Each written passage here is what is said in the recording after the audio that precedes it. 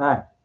Hey, a very good morning to you people out there. It is your illustrious Imperial Leader. If you can guess what that's from, that's a pretty good thing. Um, I'll give you a second. I'll give you a second to try to figure out what who the Imperial Leader is. Who is it? Uh, no, it's not Baltar. You're close. You're close. No, Battlestar Galactica, the original, the Imperial Leader. That's I didn't really show his face that much, but he could talk English. Like it was he was on that. He was high above. You remember? And the Cylons would come in and by your command. And they're the greatest voice that ever in the history of sci-fi or whatever. It's the Cylon, voices. Oh man, it's the greatest. That robotic, that's so cool. I watched a special on how they, they never really. I think they used some type of vocoder synthesizer to do the Cylon voices. I watched the thing, and even to this day, I can't really. They get it close, but well, no, they could do it, but it's like back then in the late '70s how they did it. It's really cool. The voice, the badass. I really liked the Cylons. So what happened was basically, the Imperial Leader was like the Emperor, right? But you didn't see him that much. It was basically Baltar. I forget the guy's name. I think he passed away recently. Um, Before I go any further, very to report because I'm a old school wrestling fan. I have recently heard of the passing of the great Mr. Wonderful Paul Orndorff. May he rest in peace. Great heel. You've never seen what this guy looked like and what he could fucking do. Google, yeah, what Mr. Wonderful Paul Orndorff, WWF. Very, dude, this guy was jacked. He was, he was a big nemesis, a bad guy, a heel, mainly Hulk Hogan.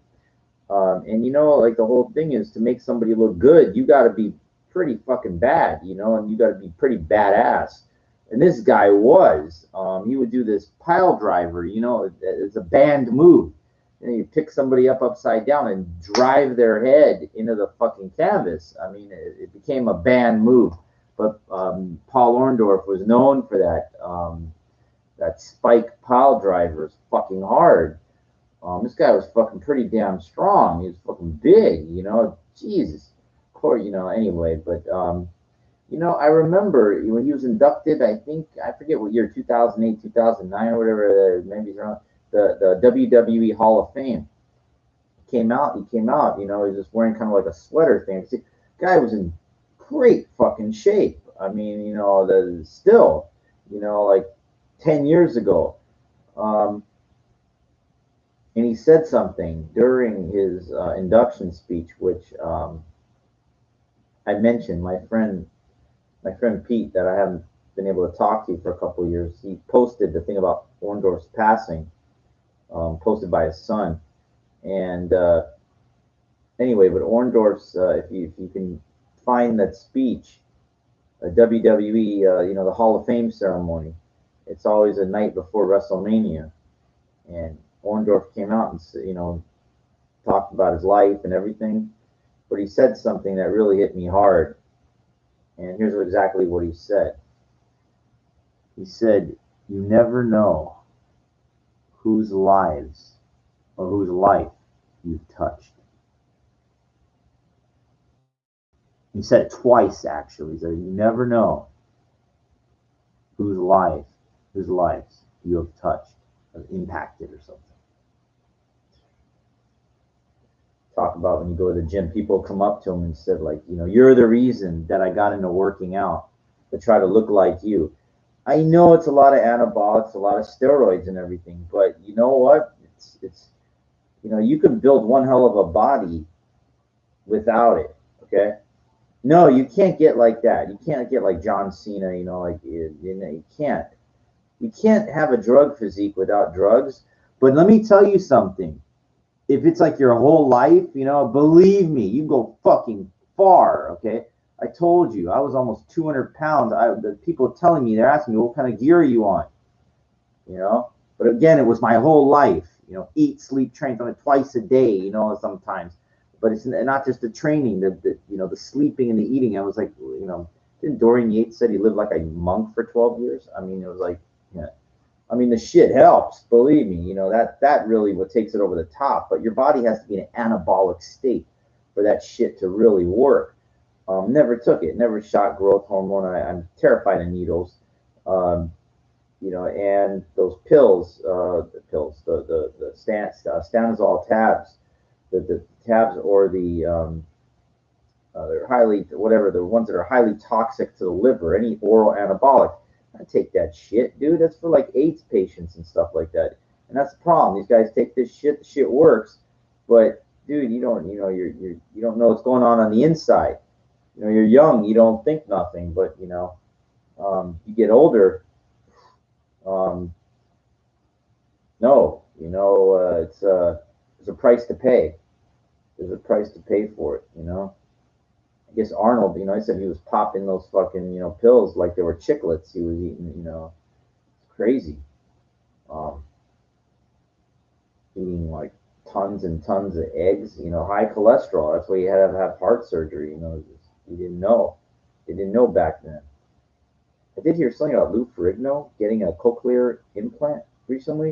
He was like crying almost. He said I think he could hear for the first time. He's deaf in 1 year. And apparently, like, he can hear now. It's like, wow, what's he in his 60s or something like that? Probably, maybe 70. His whole life been deaf in that year, and he can hear now. Wow, incredible. Yeah. Yeah, I got off a little topic, but yeah, I do remember seeing Orndorff come out. Huh, the Hall of Fame thing, he looked good, but then like maybe like 4 years ago, 3, 4 years ago, there was a Hulk Hogan, like it was his birthday, and all these old legends came out to pay tribute to Hogan in the ring. Orndorff came out, he was wearing this robe and he had this big mustache. And see what happens. You get older, it seems to your body takes its toll even harder. Maybe, I don't know. He just didn't look like he did at that Hall of Fame thing. Maybe that giant robe. I don't know. But the Hall of Fame and Hogan, it was his birthday thing. They're all congratulating and everything, and then I knew there was something going to happen. I knew there was something going to happen, and sure enough, it did. Lesnar's music hits. Boom, boom, ba-dum, boom, ba-dum, boom. And sure enough, Lesnar comes out with Heyman, Paul Heyman, right? And it's funny. I think Jewish religion, the Heyman is like an evil person, evil thing. Ironically, Paul Heyman. So comes out, and Lesnar was never known for being a good talker.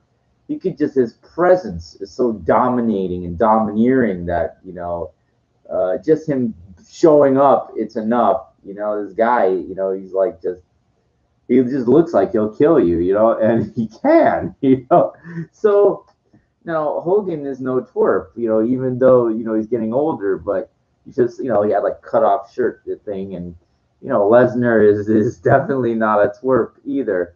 So they're both, what Hogan, even though he was, I think Hogan was up to like 6'7" or 6'8". He said he shrank because of all his back surgeries, kind of, and get older, you shrink a little bit.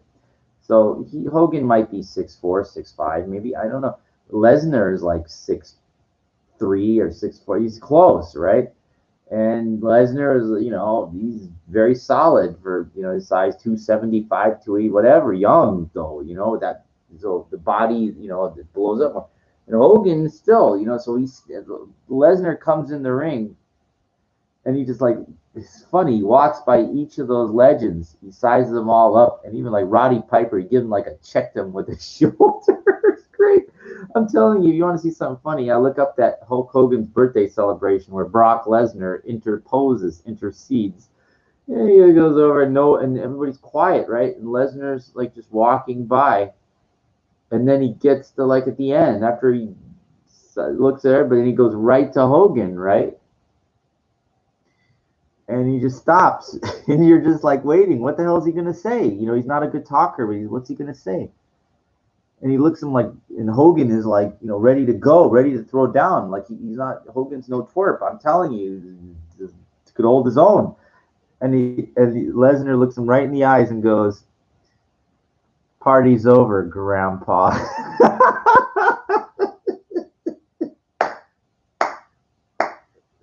I'm sorry. I'm sorry. You know, it was really, you know, very good. You know, very good. Let's do it again. Let's do it again.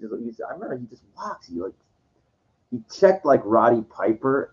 He looked at Orndorff. He didn't even give him an acknowledgement. Ric Flair was in the ring. He just looked at everybody as he walked by, and then at the end, like the last person is like Hogan, and he goes right up to Hogan's like getting ready, like not getting hulked up but close, and he just goes, "Party's over, Grandpa."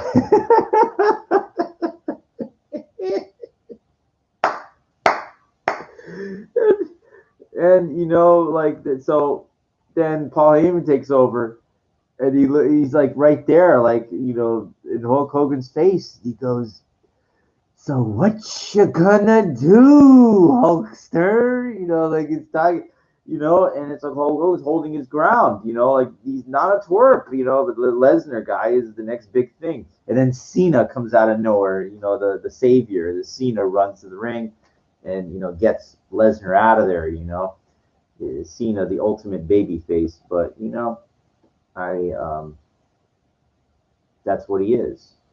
He became the spokesperson um, for the company, you know, until I think he's done now. But for like what 12 years, 14 years, or whatever, you know, they pushed him. McMahon pushed him like he was it. You know, he's the spokesperson of. I mean, he came out like that rapper in the beginning, which related to the youth. And then McMahon said, "All right, well, let's turn him into like the soldier kind of thing," because he did that movie, The Marine. So he became like more of a spokesperson, you know, like for the troops kind of thing, you know, and it all worked. It all worked. Everything that you know, the flow. McMahon knows what he's doing. I mean, he's not stupid. He's been around. He knows, you know, and how the business changes and what exactly works and how long you can run with something. And you know, he made Cena very. He put him through a lot, but you know, he was in the feuds with The Rock and everybody, but you know, he was you know, quite a thing. But yeah, so I forget how I got, yeah, because I started with the mentioning of Orndorff, but yeah, the thing about the Imperious Leader.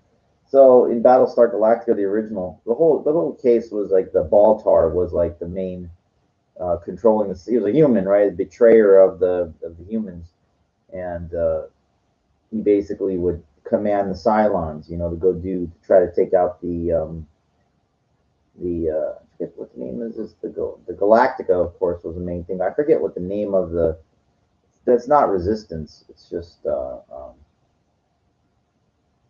whatever, you know. But the Imperious Leader, every once in a while, they would show him. You know, he was on this really high platform, you know, and you really wouldn't see his face. It was kind of an alien kind of face, but he could speak human, and you know, he had his agenda, you know, to send the Cylon base stars to try to uh, blow up the Galactica, which they never did. Remember, there was a Pegasus was another one. I think that got destroyed. Um, yeah, the Battlestar Galactica was the Universal Studios Universal's answer, because as I mentioned, you know, Star Wars and Star Trek, you know, like, and Universal sitting there going like this with their thumbs in the late, you know, after Star Wars came out, they go, "Hey, we got to make some runoff here." I mean, Star Wars basically, you know, became one of the biggest selling movies of all time very, very quickly. It shook the fabric of America. You have to understand something. And then Paramount did Star Trek: The Motion Picture, which was not well received. But Universal's going like this, going, what do we got to get it something here, and they came up with Battlestar Galactica. Um, Lauren Green, this Bonanza, but it was cute. But the problem with Battlestar Galactica was it lacked both. Star Wars had like that family element. The people could relate to the characters in the Darth Vader. It's an incredible thing. Luke and Leia and Han. It's real characters and story. Everything. It's a total package. Star Trek was banking on because everybody that grew up with the original series and they got all the same people in it, so everybody loved those characters. Battlestar Galactica didn't have neither.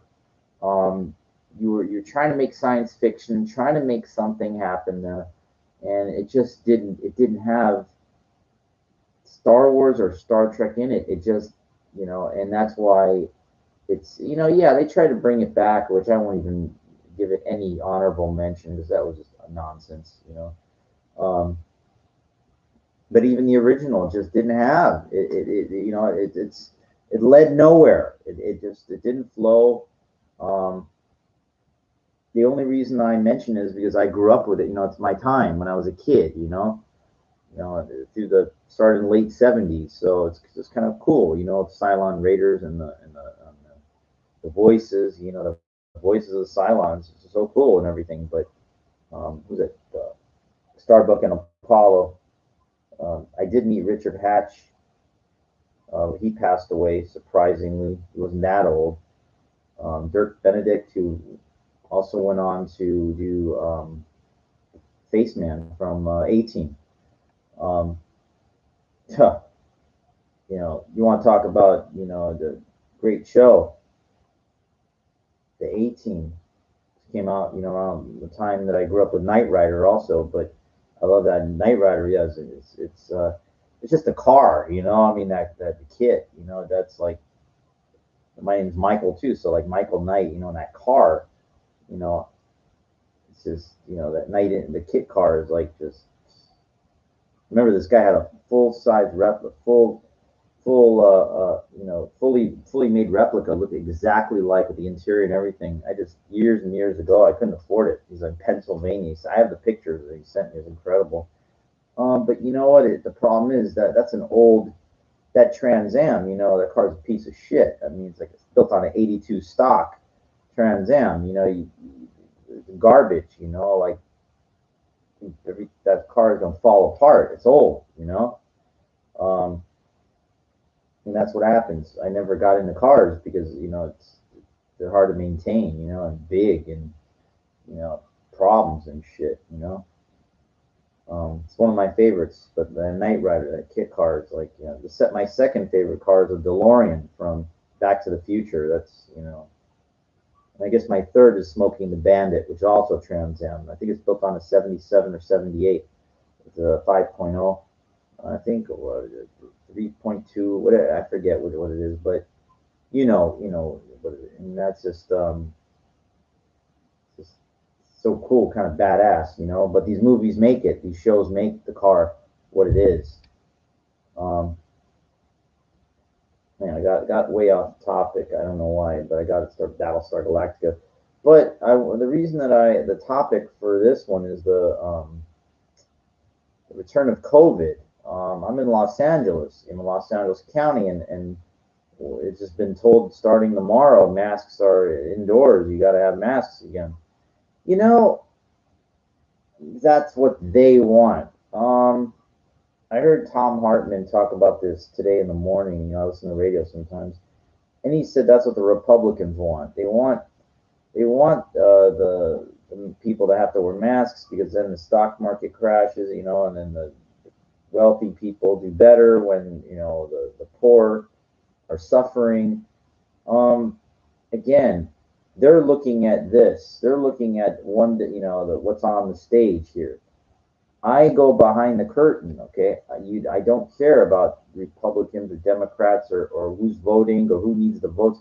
That's all nonsense to me. I want to go behind the curtains and understand why this shit is happening. Now, I told you when I addressed COVID initially, um, I hold the contention that it was allowed to happen It was very, it was designed to happen, but that's not. See, it happening in Wuhan, China. Well, was there allowed? Was it U.S. Scientists that U.S. Army scientists that managed to get it out of there and spread it? I don't know. If it did, yes. If it didn't, okay. But that's not the problem. The problem was that when this thing started to come out in Wuhan, China, the U.S. did nothing about it. We didn't say, hey, just like remember what happened after 9/11? No planes flying, not hey, all planes grounded, everything grounded except for military, like patrols or something, jets. Okay. Well, guess what happened? The COVID hit, and what happened? Did they lock down the country? No. The people coming in and out? Yes. Of course. So guess what happens? They allow it to come in. Yes. No excuses. I don't care what people say. They didn't know. They didn't know. I love the. I love the plead ignorance. Plead.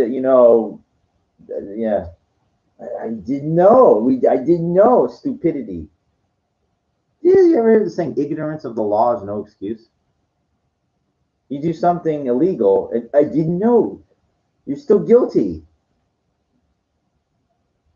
And they are guilty because that's the dumb, and I'll address that when I do 9/11, on 9/11. We didn't know. We didn't know. We didn't know that planes flying around here. We hold on. I'll do. We didn't know. We had we had planes that were in the Atlantic. They were we were doing drills. We were doing drills over there. Yeah. You know how stupid. You know how stupid it makes the military look when you're telling me that they didn't even know it. That we didn't know. We didn't. Yeah, we weren't prepared for this. Dumb. It makes because you see they're telling it to the dumb, and the dumb is you. You're the dumb because you're watching television. That's where you get it. So you don't understand something. They're talking to you like you're stupid because stupid is what you see on the screen. It's not actually what goes on behind the first curtain. There's more curtains behind, but you're not even looking behind the first one. Okay. You believe it. Yeah, okay, yes, we believe you. Yeah. Fucking idiots. You think those buildings came down synchronicity? I mean, hitting the one at a certain time and the other one, and seven, and the Pentagon being struck, and the plane that crashed in Pennsylvania. You think that this stuff is just kind of like happens when it happens? Again, I'm not going to. Did I say there was thermite explosives in each of the towers? I mean, don't worry, we're going to address all of this in a couple of months. And if there was, how'd they get there? How'd they get in there?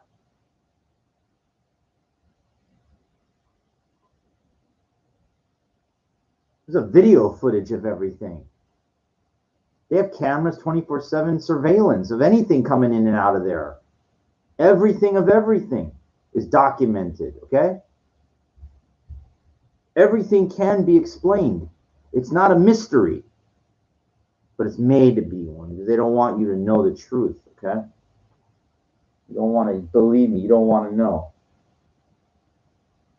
You have to, here, I'll give you the littlest thing of littlest right now.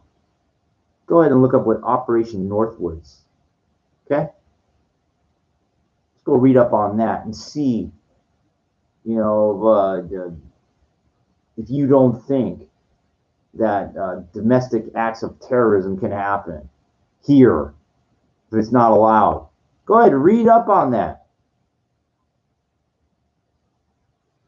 Because Operation Northwoods talks about that. Yeah, yeah, they can. Okay?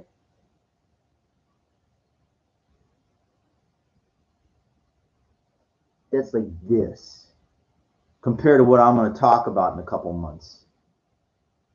You have to open up your mind, but most people's head is in the sand. Your head is in the fucking sand.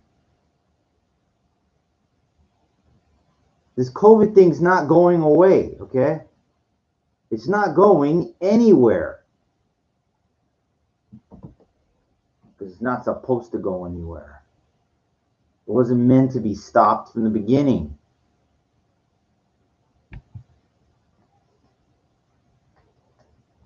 That's the problem. Most people don't even get it. They think like, you know, how do you say this? You know, okay, I know this is like completely different, but there was a show, All in the Family. Archie Bunker, Archie Bunker, Archie Bunker, whatever.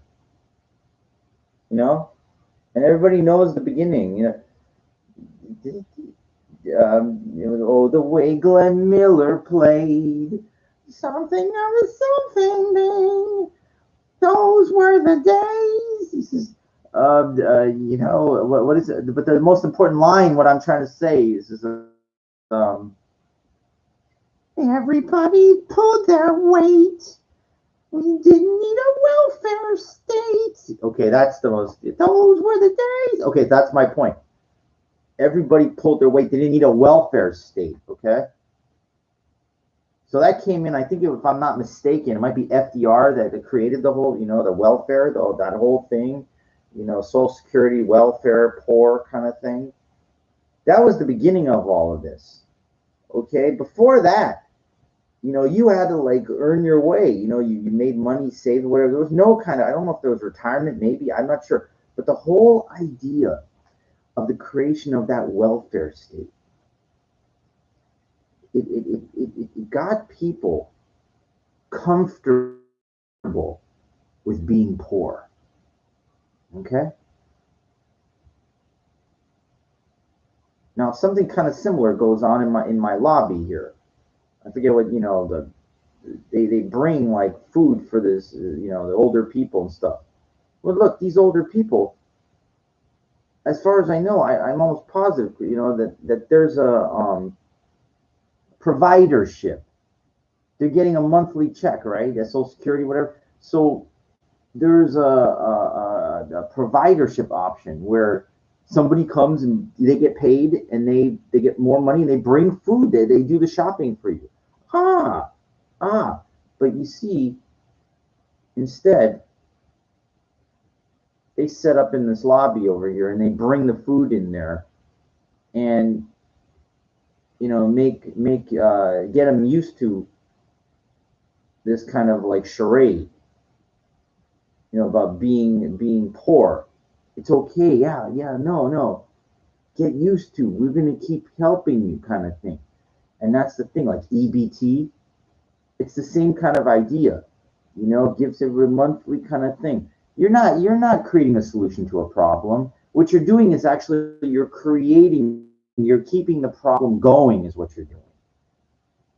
You're keeping the problem going. And actually, by keeping the problem going, you're making it worse. And that's what they want. The powers that be want to keep you basically on life support. Okay? That's what it is. Remember I talked about crumbs? The people get little crumbs while the people at top get the buffet, for breakfast, lunch, dinner, and all time in between. They give you the crumbs, low cost housing, give you the proverbial crumbs. If it's not food, that's survival. Like low cost housing. Yeah. You don't own nothing. You could be in Beverly Hills, right? With a Section 8 voucher. Possibly, if the cap covers there's a cap to how much the rent can be. But there's people, they got this voucher, and to them, it's like holy high heaven. It's like, oh my God, yeah, look, I got this voucher, I get a discount, I only pay little rent. Yeah, but you got nothing. You're on life support, is what you're on. You don't own nothing. You don't understand. People that own condos and homes, when the value of it goes up, the price rents and that goes up, they're making money potentially. You're not making nothing. You're able to survive in your life preserver in the middle of the ocean. You're not moving ahead. You're not moving anywhere. But see, that's government. They're helping. They're helping. Yeah, they're helping. They ain't helping. Okay, they're helping dumb people. They're helping poor people, and unfortunately, I hate to say it, most poor people are not intelligent people. Okay, I'm sorry. I'm sorry. I know I apologize, but that's the reality. Come on, like most poor people didn't even graduate from college, or the majority, no. They work the menial jobs, they do the low whatever, and that's how it works. It's a modern day slavery. It's modern day pyramid building. That's why I told you. That's why the pyramid's on the back of the dollar. It's not there because we're giving credence to Egypt. Oh, they're great. No. Everything is for a reason. Okay. It's like in your face. What's that song by Faith No More? You something, but you can't have it. It's in your face, but you can't grab it. What is it? What is it? But anyway, that song, I think it's from 1990, Faith. But the point is, it's in your face, but you can't grab it. Like, think about that. You're seeing it on TV, but you don't see what's behind. You don't get it. You don't understand what's going on. You think it's all like just luck. Oh, 9/11. Yeah, these terrorists, they just went ahead and did. You don't understand the connection with the Bin Laden family and the Bush family. You didn't know that these people were working together years before, the Daddy Bush, the Bin Laden family. Huh? Are you stupid? Are you stupid? These people are all working together for years and years and everything. What does that mean? It's all connected. You don't get it. You don't understand nothing. You don't understand, like you're expendable. Okay, you don't have to be in the military. But they basically just showed you that on 9/11 that 3,000 people were basically expendable, okay? And you better just wake up to reality and understand that.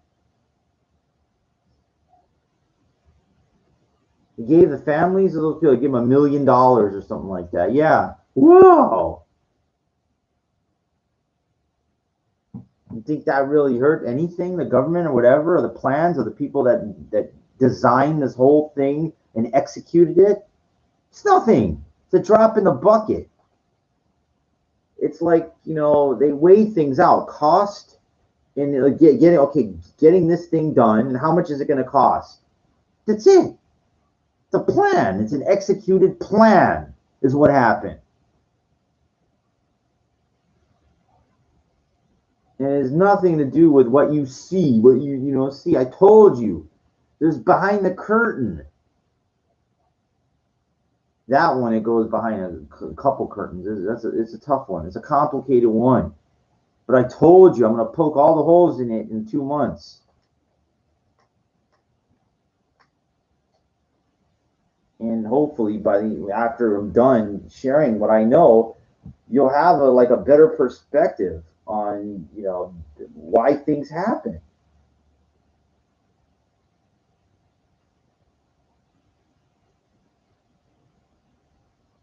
Back to the COVID thing. So, this is not surprising. COVID cases are up, and so of course Of course, because this thing is not going to be eliminated. All these people get vaccinated. How come it's not over? How come it's spreading so much then? If all these people are vaccinated, because it's not about creating a solution to this. Even a couple of weeks ago, when they said, "Oh, open up all the places," even the federal places weren't. They were all wearing masks, and post offices and uh, libraries and stuff. This thing ain't going away, okay? It's not. It's not. You can look up like China. They were walking around with masks all for years and years. That's pollution. That's different. I'm telling you, they see you just don't understand something.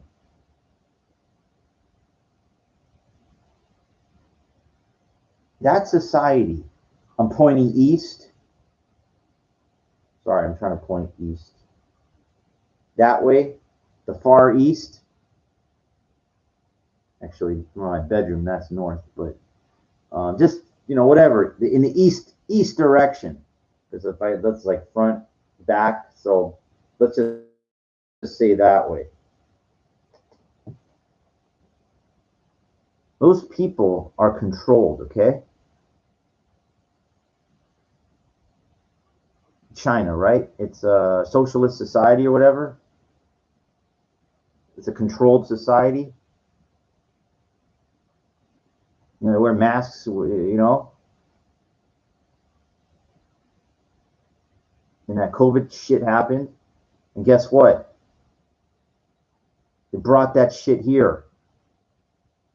So they brought the COVID here, right? They brought the masks here. They're bringing their fucking ideology here too, okay? Yeah. Mark my words. Mark my fucking words. They have a social credit system there, okay? There's a social credit system there. And you fucking mark my words, if that shit is not here in this decade, I can guarantee you it will be. It will be. They're bringing their social, their fucking warped way of life. They're bringing it here, and they've already started it a long time ago. I call it warped because America is supposed to be free. It's supposed to be freedom. No, it's not going to be. They're bringing that fucking that just like they brought COVID here. They're bringing their fucking warped fucking way of life here too. And I don't like it. Nobody has talked about this. Nobody.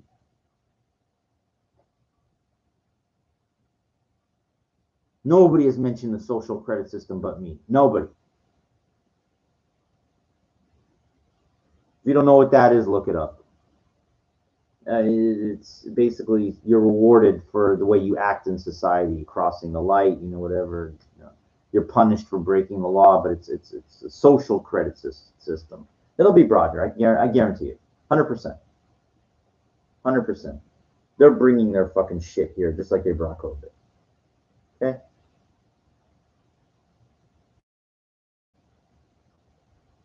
Because they were allowed to bring COVID here. They were allowed to bring it here. Do you understand? The powers that be decide. Do you ever wonder why you see super powerful people? They're always like on television, same fucking people. They're always doing some entertainment. Like they don't need the money. Oprah Winfrey. She's always on TV, always doing something. Always like these people with power and influence. They got more money than they could fucking ever imagine. They would do everything. It's not about money for them. They want to change, like the earth turns, right? And it's like they want to make an impact on it. Like they want to control people and how they think through their, their warped perception. Because they're like basically sheep herders, is what those people are. Now there's some good stuff that these people mention and stuff, but think about this: who are they really helping? Other people? Are they really just helping themselves through their power that they have? Think about this. I don't. What do you need them for? You need them because you need to be told where to go because you're a sheep, and that's why.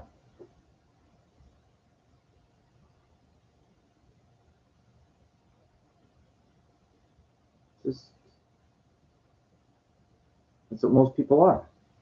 If they're not sheep, their head is in the sand. You know,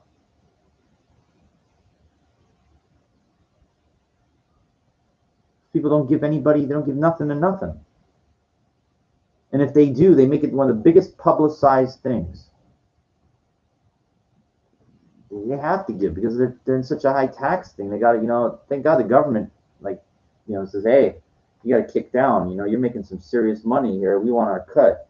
And that's the ultimate bully.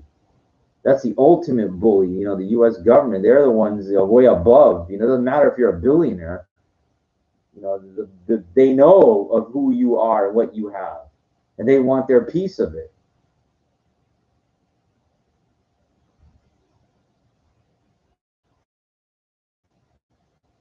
So, like, people that you think like, oh, well, okay, there's the people that have that kind of power. Wow. But then there's the ultimate power.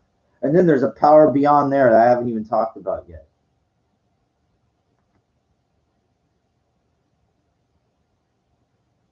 Remember, it talked about the type 1, type 2, type 3 civilizations?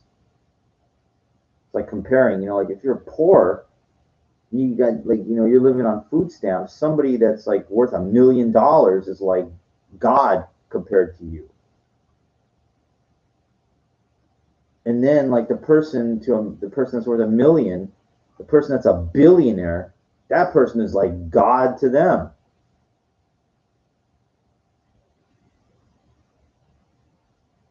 And then like the person that's a billionaire is like the U.S. government. The whole thing is like that's God to them. See, it's up. It goes up and up. But there's beyond the U.S. government. There's something that is God compared to them, and I'm not going to tell you right now.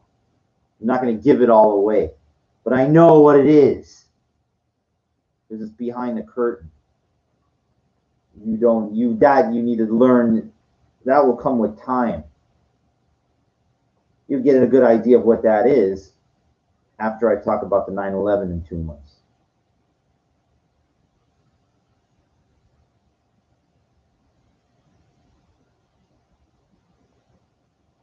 But this nothing surprises me. That's how you control people. You scare them through fear. Remember what Moff Tarkin said in Star Wars?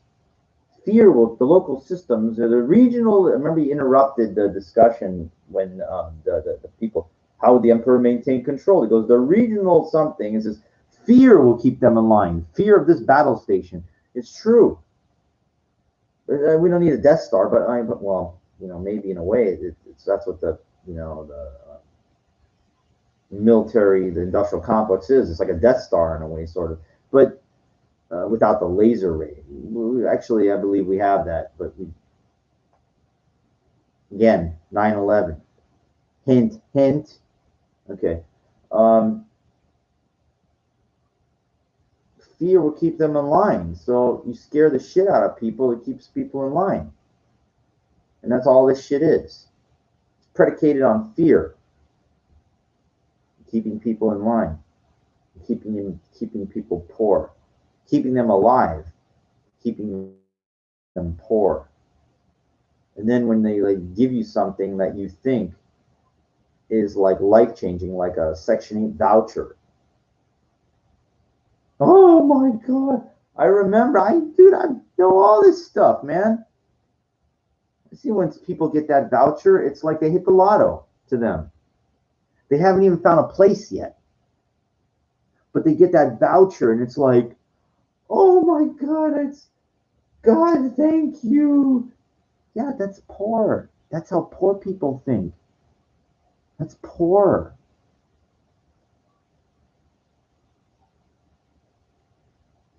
It's like being on life support kind of thing. Just staying barely alive. And that's good enough for somebody that never will become anything. It's like just surrendering. There's this guy, he smokes cigarettes always. You're not supposed to smoke on his property. He doesn't. He goes outside, right? And I don't know where you are, but like all around they're building, right? They're building new complex, buildings and stuff like that. So, well, they build these new buildings all around here, everywhere, wherever you go, right? And he just stands out there and he just looks. He looks at these, like the wealthy. He doesn't talk to nobody, he just stands there and looks at them while he smokes his cigarettes. He looks at the rich. And that's what a bum does. A bum just sits there, stands there, and doesn't do anything. And that's what that guy is. That's actually what all the people in my building are.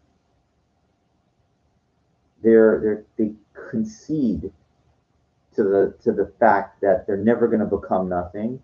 They never did become nothing. They never owned any property. They never did nothing with their lives. And I'm not saying it to put them down, but the problem is that, if you don't realize that, then you become that. And I don't want to become that. And it's very frustrating. It's very frustrating when you're really trying. I put some money back into cryptocurrency now. Like I'm trying to. It's just trying to repair the credit, trying to do all these things. It all takes time.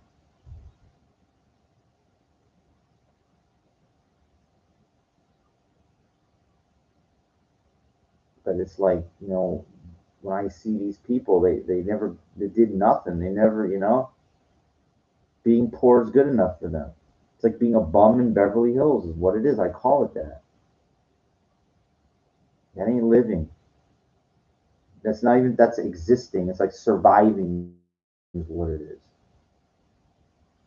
A survivor is what my grandparents were of the Holocaust. And in my mind, like modern day surviving is what these people are. You get that voucher. Oh, good, thank you. Yeah, and you put that in your mind, and that's it. Like my friend, I told you about my friend that hands out flyers. He's got that voucher. He never owns nothing, doesn't have nothing. He's never gonna be nothing. He's 57 years old.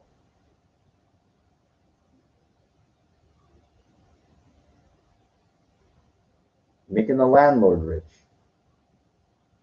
The landlord gets what? The cap, the subsidy, That's what it is. You're getting subsidized housing. So that chunk every month goes to the landlord or whoever.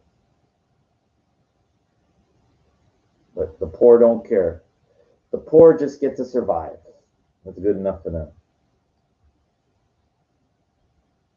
That I've seen how the other half live, okay? Now, the other half, it's all different. Somebody that has $1 million house, a $2 million house, 3 million, 5 million, 10 million. How about $100 million house? You ever seen one of those? Okay. There's people, we call them ungestoppt in Yiddish. That means they're overstuffed. They got so much fucking money. Okay.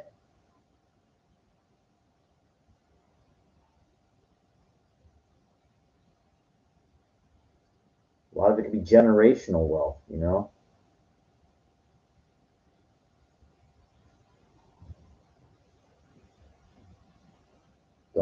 know,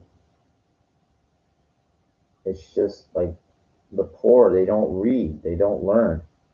If they read like worthless stuff that's not going to get them out of poverty. Poetry, fiction stories. You're not reading about successful people, or trying to figure out, hey, well, how can I become? They don't. They secede. They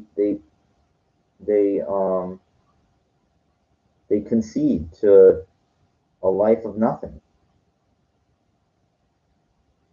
They have like a story, like I tried to do that when I was young, I didn't make it, that's nothing, I never became nothing. Remember like in the first Rocky movie? Rocky is toward the end, and Apollo Creed finally knocks him down and looked like he's not getting back up. And Mickey tells him, stay down, kid. Stay down, stay down. And he got up. That's the most important scene in the whole movie. Watch that again and watch it real fucking carefully. Even his fucking manager told him to stay down.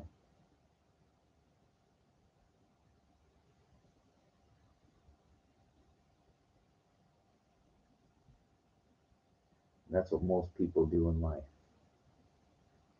They stay down. The poor stay down. Fucking hard to get up.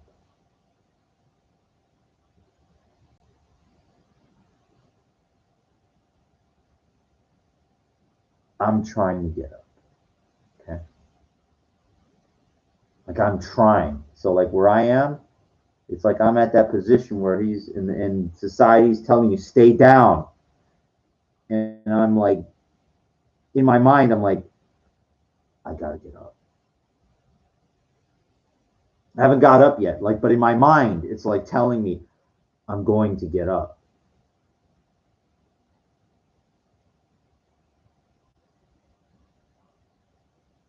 Figure out a way to get up. It might take a while. If you got to save 10,000 a year for 10 fucking years to get a $100,000 condo, like I say in Las Vegas, it takes you 10 years, then it takes 10 years.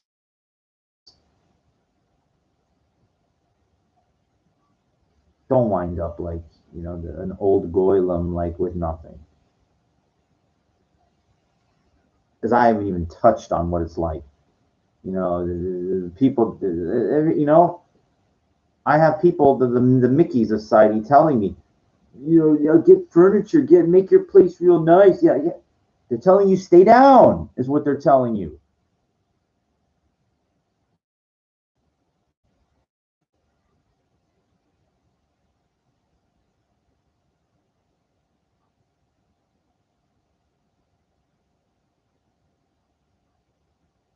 That's why I don't make it comfortable here. Because that's how you like concede. You don't own nothing. When you rent, you don't own nothing. It's a false belief. It's false in your mind. You know? Man, I just don't get it,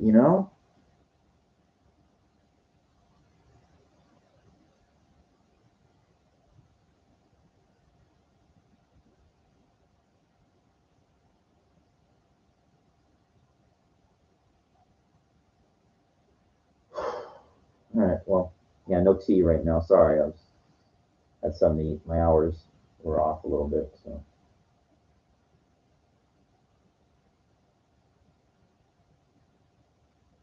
LA it's amazing how there's so much shit here, right? Yeah, like the Writers Guild, the Directors Guild, the movie, all this shit's like right around me, right? Onomatopoeia, the Writers Guild all right around me, right? Cute, right? Right. even with all that shit around you,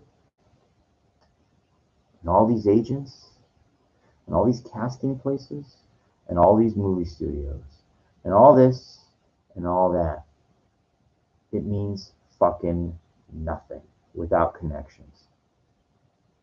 Unless you're something that's bankable or something. It means nothing. You could be right in the middle of all of it, which I am. And it means fucking nothing. Okay?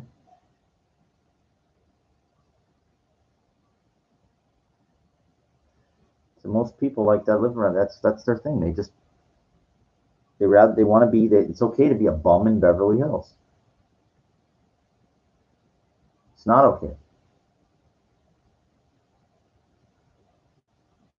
It's not okay.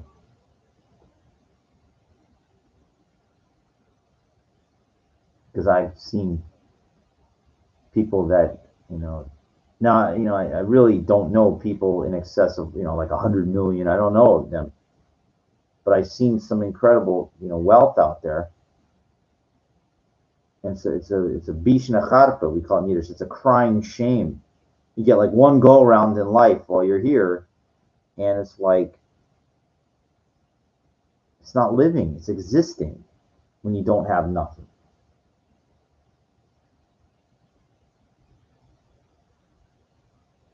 And my friend, he called me up all the time. Get your pandemic EBT?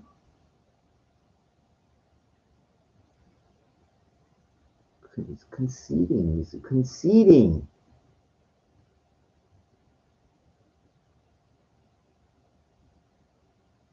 That's what the poor do. They're so happy to get an extra crumb or two. That's stimulus money. Of course I took it. But don't you see what that is? It's another slap in the face. The pandemic, it's all a slap in your face. It's life support is what it is.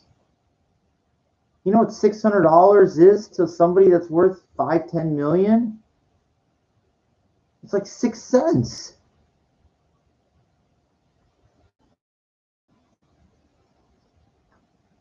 In comparison to how much they have. They might be a miser, whatever, I know. But I'm just saying, you know what I mean? Compared to what somebody has if they're that wealthy. And that's not even that much compared to some. But they make it look like. That's how the government, keeps the poor in check. Literally, by giving them a small check is what it is. It's nothing. Talk about, and then it goes so much deeper than this, but I'll cover a little bit of it just to stop saying, I loved, you gotta put your money where your mouth is, literally.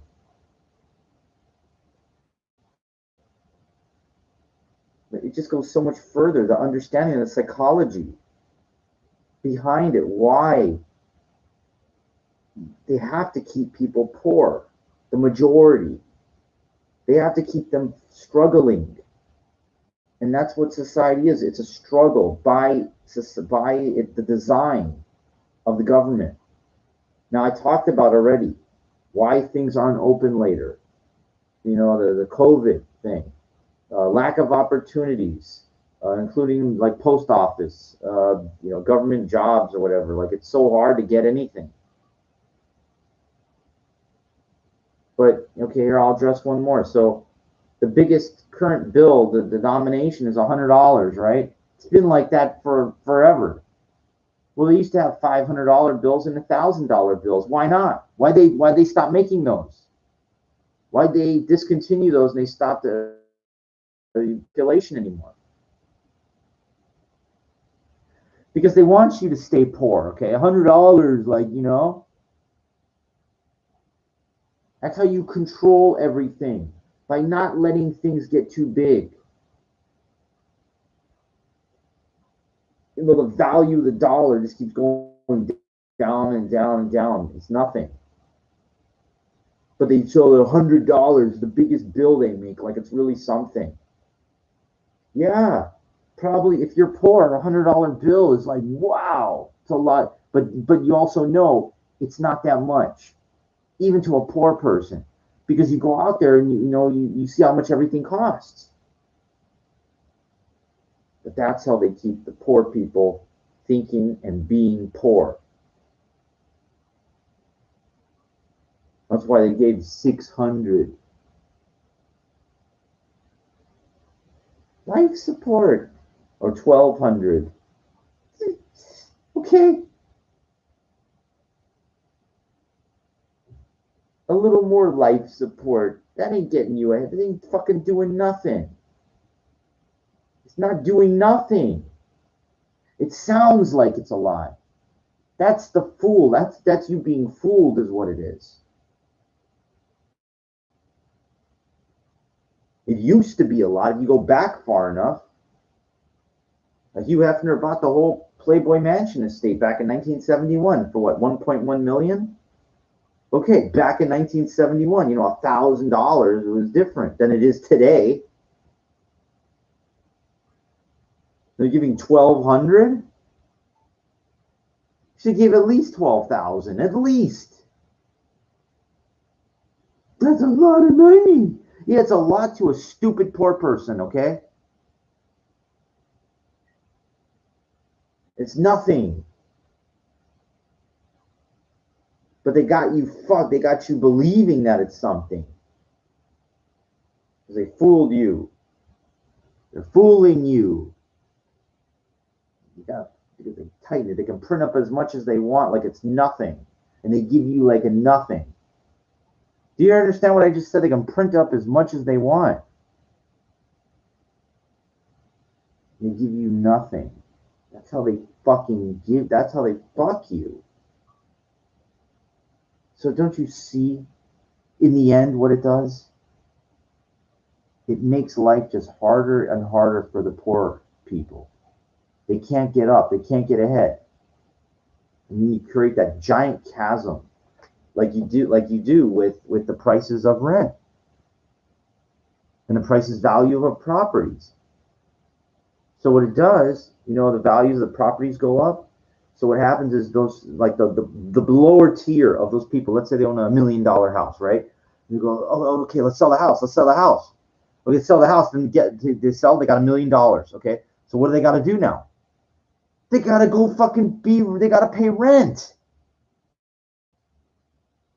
Right. So let's say so they fucking pay rent like $3,000 a month to somebody that's probably worth 50 million. And what happens to that person that had $1 million that pays $3,000 a month rent every month? They're brought down because they don't own anything. And they're paying consistently. They're making money while they're working. Okay, so what they're doing is they're treading water up there, but they don't own anything anymore.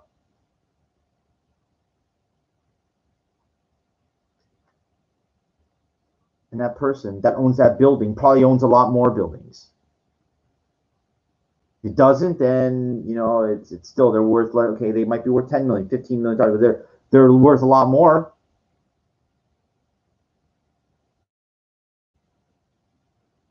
I'm telling you, the rent is for the poor. Because whoever, like, you're renting a house from somebody else owns that house. More than likely, they own more than one house. They just own one or whatever. But do you see how it pushes you down? Now, the people that hold the properties and it increases, yeah, you're moving away from that down there. And if the price of the real estate drops, hey, you live in your own place. Do you ever think about the freedom that you have when you're living in your own house, or maybe a condo? You're not living in a Section 8 or poor, down there. I told you, when you live in like government housing or whatever, well, if you have an active voucher. But I told you what the voucher does. It psychologically it keeps you poor.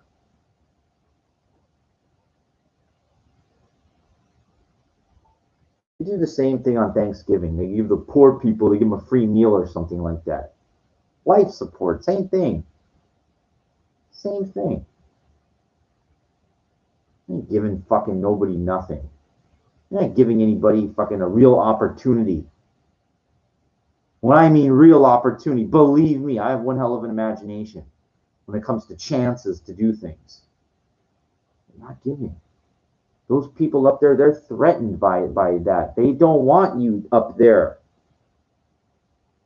They don't want any more people up there than need be. They need them all down here. Because when they're all down there, the people, in the hills can look down on you. You don't understand. They need to be able to look down on you. They don't want you to go up. They don't want you to start a business with them. Because if you start something, then you get half. Why would somebody want to give you 50% of something? They don't. Would I? If I came up with some idea, I'm going to give like a Shark Tank. They keep talking about it. They're fooling you. They're making a fool out of you, okay? And then Mark Cuban's a fucking billionaire. You think he needs the money to be on that show? No, he has nothing better to do. So they want power. Power is sitting in a nice, comfortable chair. When people come to you, he's not going to them. People come to you and beg you for something. That's called being in a power position. But you don't even understand any of this because you watch the show because you're a sheep and your head's in the sand. And you really think these people are like, oh yeah. You don't think they're getting paid to be there? They're on television. You don't think judges from shows that are being, you really think those people give a fucking shit about anybody on those shows of anything? They're the beggars. America's Got Talent, well, they're begging for a chance to be on stage. They're begging to present their product for something. They can't go to a bank if the thing is making money. They go to a fucking bank, or they hope they don't have credit. They don't have any money on a business credit card. They can't do anything to expand their business. You're being made to be a fool, okay? You're a fucking fool if you're watching any of this stuff for any more than entertainment value. Because I know what it all is. It's entertainment value, and to me, it's not even entertaining. Because they're trying to get in here. And it succeeds with most people. They believe, oh yeah, these people make very quick decisions. Oh yeah, so like 15% of your gross, yeah. So your company made how much? And they're writing everything down. That woman, that fucking cunt, whatever. And then O'Leary, who calls himself Mr. Wonderful. I'm sorry, there was a guy before you called Paul Orndorff. So he's the real Mr. Wonderful. You're nothing, okay? Bald-headed retard. And that fucking black guy, you got that, he's always like his neck thing, he's wearing a suit. I don't know what the fuck that guy is. Some fucking hustler or whatever the fuck he is. I don't know what the fuck these people are. It's a scam. It's a scam. ABC.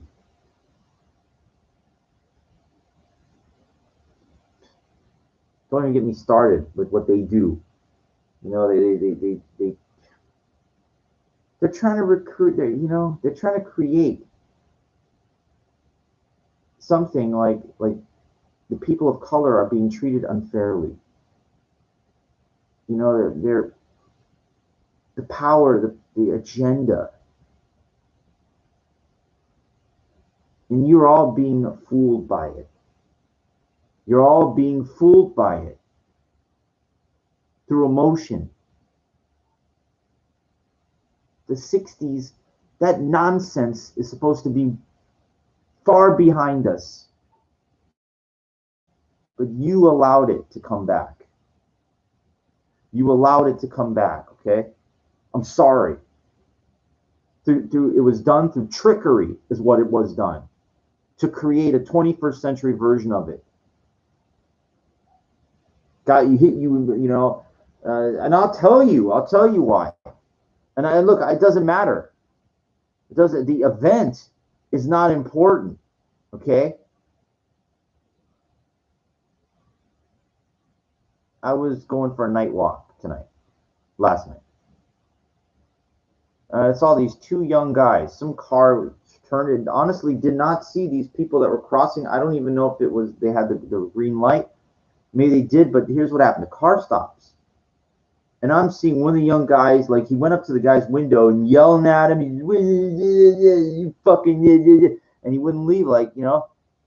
Maybe the guy sincerely didn't see or something, you know. I'll kick your ass, the guy like standing there on the sidewalk, you're getting all mad and everything like that. Cracked his frame like he was a fucking eggshell. I told you, if you get mad over things you can't control, there's something wrong with you.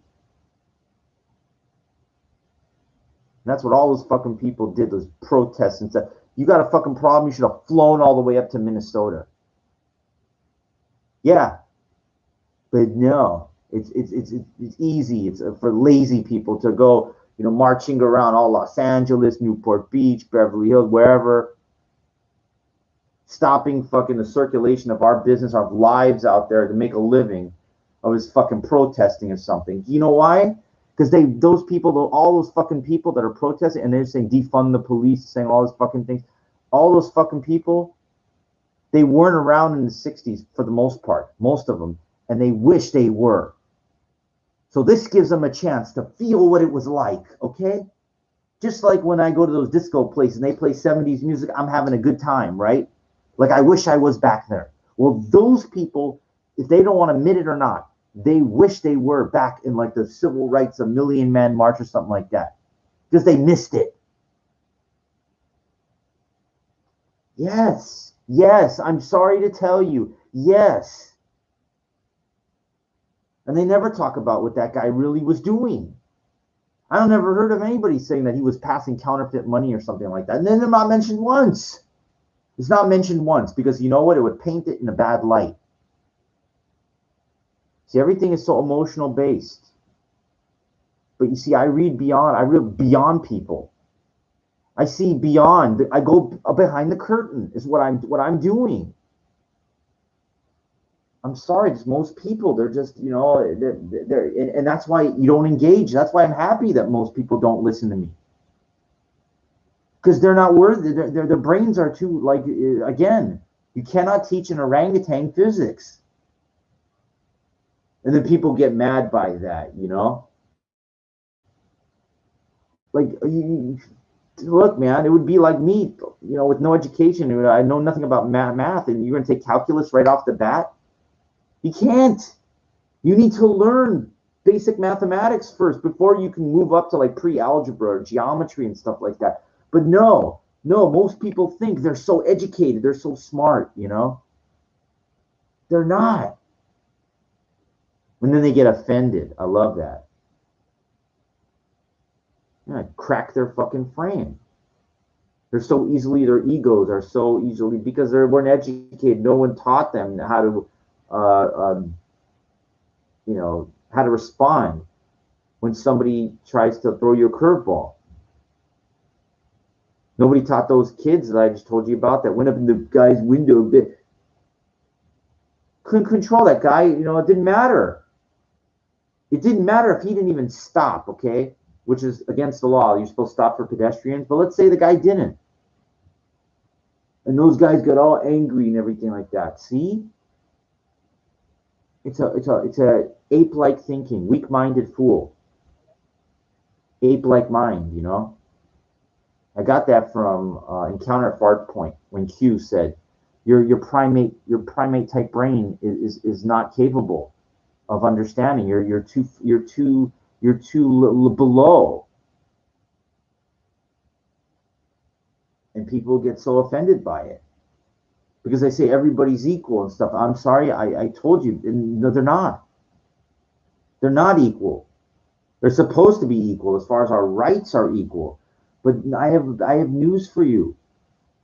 The people that have this much money and the people that have little money are not equal. It is not the same. Okay? And you know what? They're never going to realize that. The people up there realize it. The people down there don't. People down there, what they do is they, like, I don't know how they, sometimes they come into a couple bucks, whatever, and they go like to Las Vegas, stay in a beautiful room or something for like a night or two. And to them, they get to feel what it's like, to be off of life support or whatever for like a night or two. Eating fancy buffets and they're fucking relatively poor. Okay, most of these tourists, whatever, go to Vegas, whatever. I know. They just want to make you feel like. That's what they do to a fool. They want to make you feel like for a second. That's all it is. You go, see how fast. Go there, stay for a night. See how fast that night goes. And then you go back, you got to go back to reality. Yep. Reality.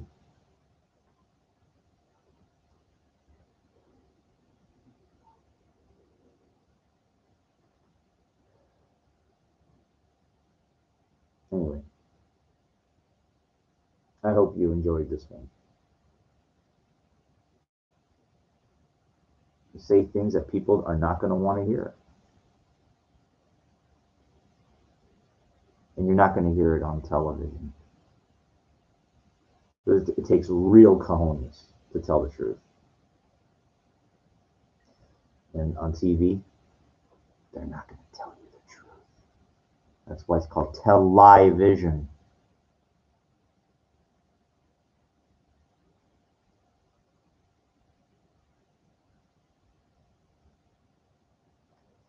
I'm not saying I know everything of anything,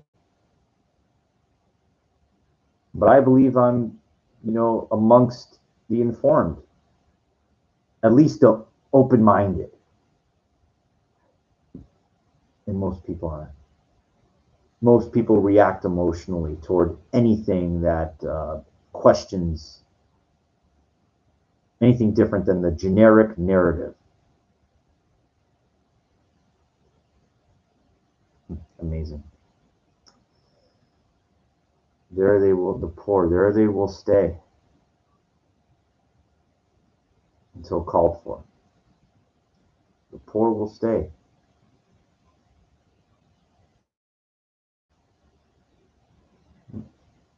And believe me, the wealthy have no problem with COVID. No problem whatsoever. Because their money is generated electronically for the most part. Through a couple clicks and a couple points and clicks. They don't have to show up and report for an hourly wage. Okay? Open up your mind and look at it from an eagle's eye perspective, if you can. Remember, better to live one day as a lion than a lifetime as a sheep. Hope you enjoyed this one.